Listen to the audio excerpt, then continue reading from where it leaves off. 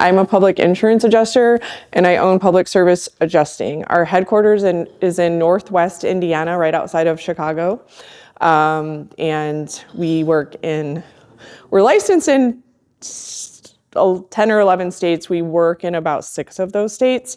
So all of the Midwest, excluding Kentucky, I'm sorry. And then down south, so Florida, Texas, Louisiana, all of those states. So I was slated to talk about building my business and industry trends. So I have a somewhat unique story.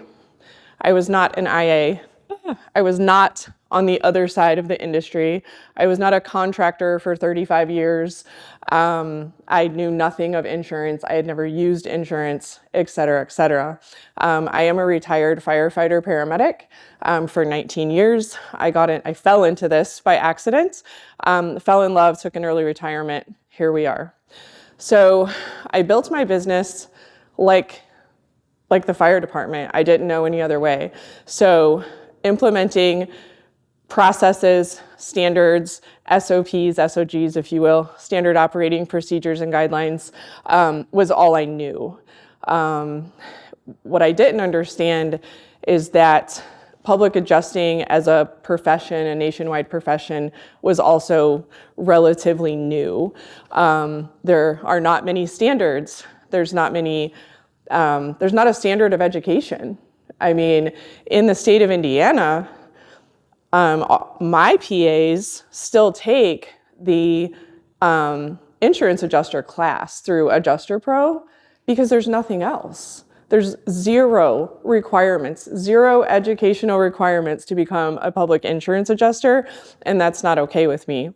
We're not always necessary, but when we're necessary, it's kind of life or death at that point. Okay, so the things we hear most often about public adjusters, specifically from contractors, more specifically from contractors who have been doing this a very long time, who think they don't need a public adjuster or whatever. So number one, we take the money, which we do. We're professionals and we have costs. We have DocuSketch, we have Xactimate, we have Job Nimbus, we have Hover, we have all the things because we do a really good job and we gather evidence to prove claims. There is a cost associated with that. We have a whole office staff, we have computers, it's a real business. So we are going to take part of your money. However, we are going to add way more value than we take. We are going to strengthen the relationship with you and your client. Half the time when your client comes and one of your salesmen knocked on their door and said, "Oh, Miss Smith, you have hail, let me get you a roof."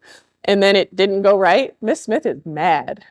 So we're gonna explain to Miss Smith, it's not their fault. It's the industry right now, but we're gonna get you through this.